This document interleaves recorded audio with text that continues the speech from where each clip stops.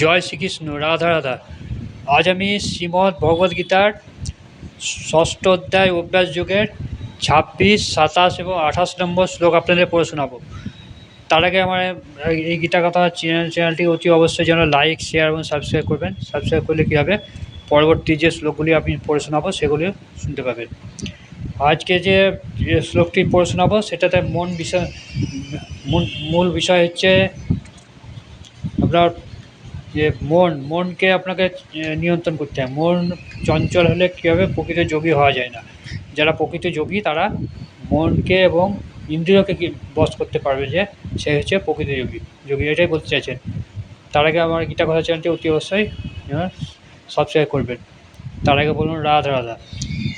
শুরু করছি 26 নম্বর শ্লোক অভ্যাস যুগের। শিশির প্রভুপাদের গীতার গান। অস্থির চঞ্চল মন যথা যথা ধায়, চেষ্টা করি সেই মন বসেতে রাখই। আত্মার বসেতে মন সদাই রাখিবে, চঞ্চল স্বভাব তার শোধন করিবে। অনুবাদ: যোগী তার চঞ্চল ও অস্থির মন যে বিষয়ে ধাবিত হয় সে বিষয় থেকে নিবৃত্ত করে আত্মাতে স্থির করবেন। তাৎপর্য: মন স্বভাবতই অস্থির এবং চঞ্চল, কিন্তু যোগী কর্তব্য হচ্ছে সেই মনকে নিয়ন্ত্রণ করা এবং মনের দ্বারা নিয়ন্ত্রিত হওয়া কখনো উচিত নয়। তো যোগীর কাজটা কী হচ্ছে, মনকে নিয়ন্ত্রণ করেন, মন কিন্তু যোগীকে নিয়ন্ত্রণ করা কখনো উচিত নয়।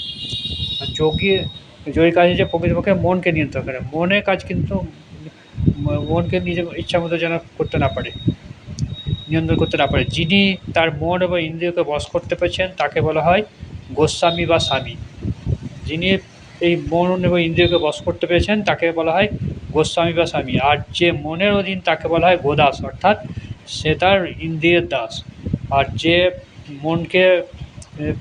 যে মনের অধীন আর কি, মনকে যে বশ করেছে তাকে বলে গোদাস, আর তাকে বলা হয় ইন্দ্রিয়ের দাস। বিষয় ভোগের নিরর্থকতা গোস্বামী ভালো মতোই জানেন। তার ইন্দ্রিয়গুলোকে চিন্ময় ইন্দ্রিয় রসানন্দে ইন্দ্রিয়ের অধীশ্বর ঋষিকেশ ভগবান শ্রীকৃষ্ণের সেবায় নিরন্তর যুক্ত থাকে। তাহলে কী বলছে, ইন্দ্রিয়গুলোকে, মনকে নিয়ন্ত্রণ করলে কী হবে, ইন্দ্রিয়গুলোকে শ্রীকৃষ্ণের সেবায় নিয়ন্ত্রণ করতে পারবে। অর্থাৎ বশ করলে পরে ইন্দ্রিয়কে, মন বশ করলে ইন্দ্রিয় বশ হয়ে যাবে, সেটা বলতে চাইছে যে তবেই সে শ্রীকৃষ্ণকে ধ্যান করতে পারবে আর কি।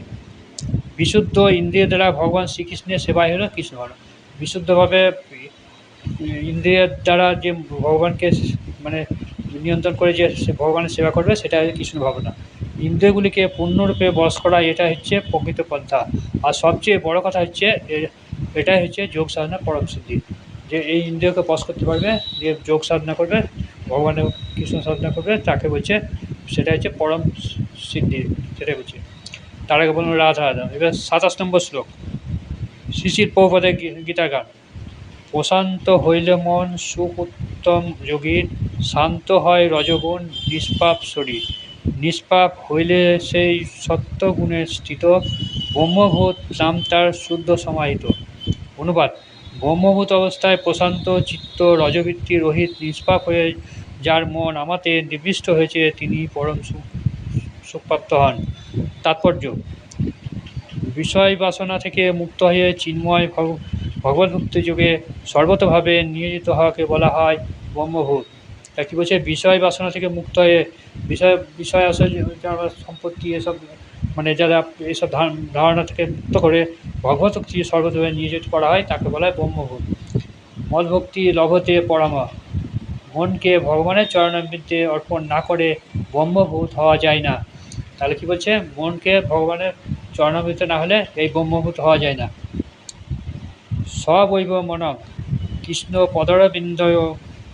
ভগবদ্ভক্তি বা কৃষ্ণভাবনিমিত্ত নিত্য তন্ময় থাকলে রজগুণ এবং সব রকম জড়কলুষ থেকে সম্পূর্ণভাবে মুক্ত হওয়া যায়।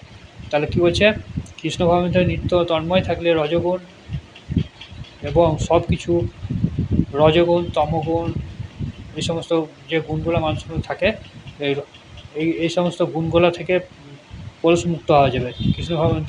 কৃষ্ণের প্রতি যে মানে ভক্তি থাকলে পরে এই সমস্ত জিনিস থেকে, এগুলো থেকে মুক্ত হয়ে যায়।